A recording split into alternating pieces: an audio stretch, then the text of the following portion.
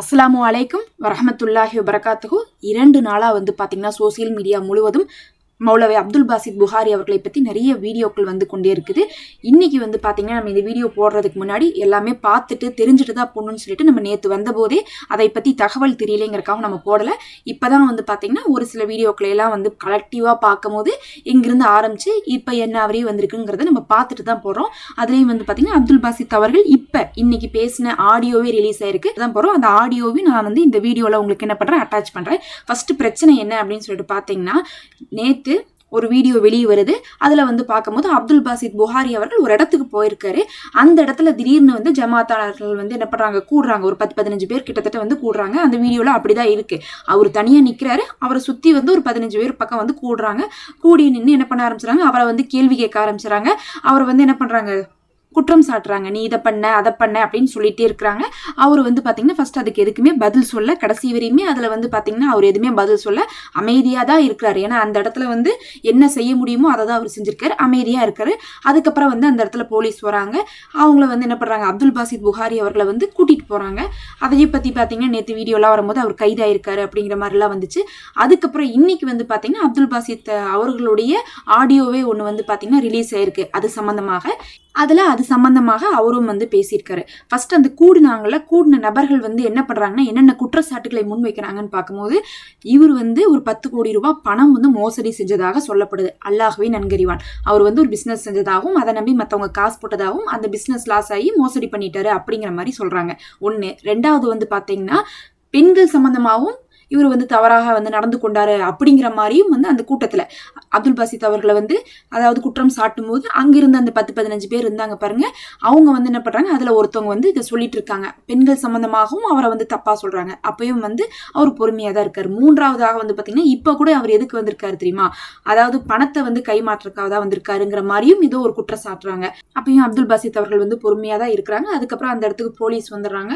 வந்ததுக்கு பிறகு பாத்தீங்கன்னா என்ன பிரச்சனை அப்படின்னு சொல்லிட்டு கேட்டுட்டு அவங்க என்ன பண்றாங்க, அந்த இடத்துல இருக்கக்கூடிய சிச்சுவேஷனை என்ன பண்றாங்க, பொதுவாகவே ஏதோ ஒரு இடத்துல சண்டையோ இல்ல தள்ளுமுள்ள ஏற்பட்டுருச்சோ, ஏதோ ஒரு கலவரமாயிருச்சோ, இல்ல ஏதோ ஒரு பிரச்சனை இருக்குன்னா அங்க இருக்கிறவங்க என்ன பண்ணுவாங்க, போலீஸ் ஒன்னா விலக்கி விட்டு விடுவாங்க. இல்ல யார் மேலேயாவது குற்றம் சாட்டினாங்கன்னா அவங்கள கூட்டிட்டு போய் விசாரிப்பாங்க. அந்த மாதிரி அவரை என்ன பண்றாங்க, 2 வீலர்லயே போலீஸ் கூட்டிட்டு போறாங்க. ஒருத்தவங்க தான் இருக்காங்க, பின்னாடி அப்துல் பாசித் அவர்கள் உட்காந்து போறாங்க.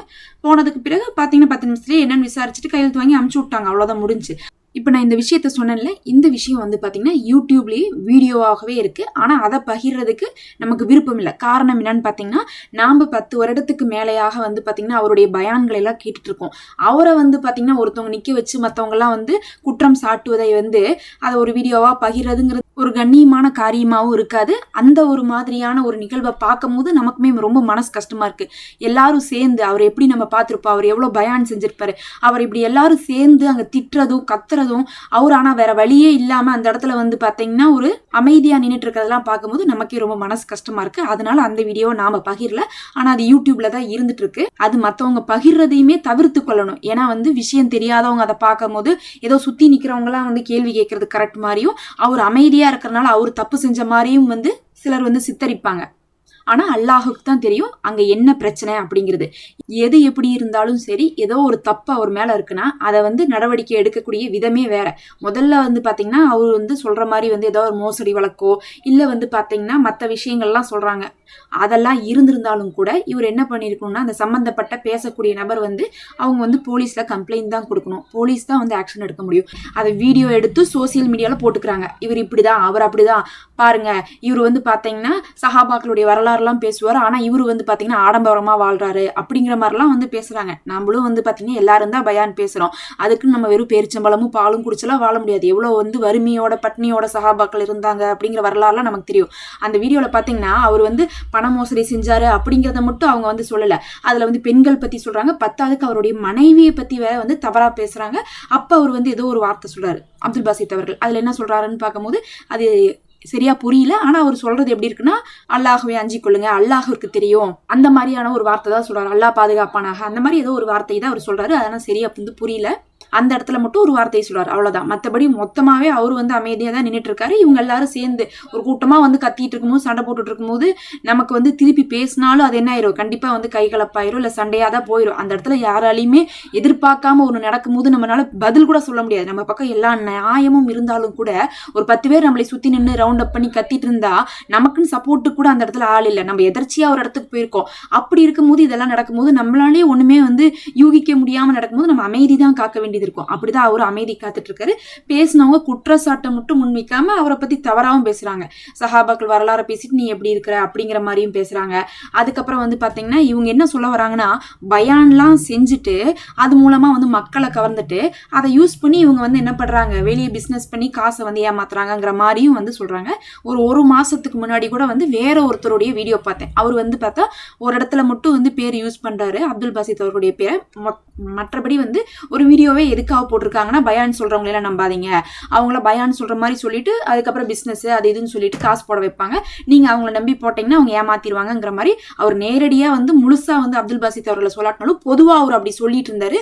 அந்த தம்ப்நெயில்ல வந்து வச்சதே வந்து பாத்தீங்கன்னா அப்துல் பாசித் அவர்களுடைய பேர் வச்சிருந்தாங்க. இது ஒரு மாசத்துக்கு முன்னாடி நடந்துச்சு. ஆனா அது இல்ல பிரச்சனை. இப்ப வந்து பாத்தீங்கன்னா அப்படி கொஞ்சம் கொஞ்சமா எல்லாரும் அங்கங்க பேச பேச இதெல்லாம் நடந்துட்டு இப்ப கடைசியா வந்து நேர்ல அவரை ரவுண்ட் அப் பண்ணி என்ன பண்ணிருக்காங்க, இப்படி வந்து அக்யூஸ் பண்றாங்க. இதை வந்து அவருக்கு களங்கம் ஏற்படுத்தணுங்கிற மாதிரியே, இவரை வந்து அவமானப்படுத்தணுங்கிற மாதிரியே அதை வந்து வீடியோ பிடிச்சி சோசியல் மீடியால போட்டிருக்காங்க. அவர் வரட்டும்னு காத்திருந்து செஞ்ச மாதிரி தான் இருக்கு. அப்படியே அவர் இந்த குற்றமெல்லாம் இருந்தாலும் கூட இப்படி வந்து கூப்பிட்டு ஒரு 10-15 பேர் நின்று பேசிட்டா அந்த பிரச்சனை தீருமானா அதுக்கு தீர்வு கிடைக்காது. அவ்வளவுதான். அவங்க பேசினாங்க, வந்தாங்க, போலீஸ் கூட்டிட்டு போனோன்னு அவ்வளவுதான். அதை என்ன பண்ணிட்டாங்க, அவரை வந்து அமுச்சு விட்டாங்க.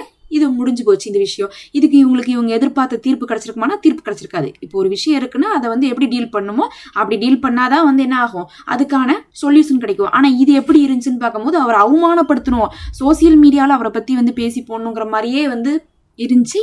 இப்ப வந்து அப்துல் பாசித் புகாரி அவர்களுடைய ஆடியோ ஒன்று ரிலீஸ் ஆயிருக்கு. அந்த ஆடியோ பிளே பண்றோம். அதுல அவர் வந்து இந்த விஷயத்தை பத்தி என்ன சொல்றாருன்னு கேளுங்க. அதுல அவர் வந்து சொல்லும் போது இன்னொரு விஷயத்த சொல்றாரு. அதாவது பிசினஸ் நடந்து அதுல வந்து லாஸ் ஆயிருக்கு, அந்த லாஸ்ல இருந்து நான் வெளியே வரதுக்காக முயற்சி பண்ணிட்டு இருக்கேன் அப்படிங்கிற மாதிரி அவர் சொல்றாரு. பிசினஸ் நடந்தது, லாஸ் ஆனது அதெல்லாமே வந்து பாத்தீங்கன்னா உண்மையாதான் இருக்குது. ஆனா ஏமாத்திட்டாங்க, இவர் இப்படிப்பட்ட ஆளு அப்படின்னு சொல்றது வந்து பாத்தீங்கன்னா அவரே மனவேதனையோட வந்து பேசியிருக்காரு. அந்த ஆடியோவை கேளுங்க. ஆமா, நான் தேடிக்கொண்ட பிரச்சனை தான். நான் தேடிக்கொண்ட பிரச்சனைக்கு அல்லாவோட உதவியை கொண்டு நான் தான் அதுக்கு தீர்வு காணணும்னு போராடிட்டு இருக்கிறேன், முயற்சி பண்ணிட்டு இருக்கிறேன், நின்னு ஃபேஸ் பண்ணிட்டு இருக்கிறேன்.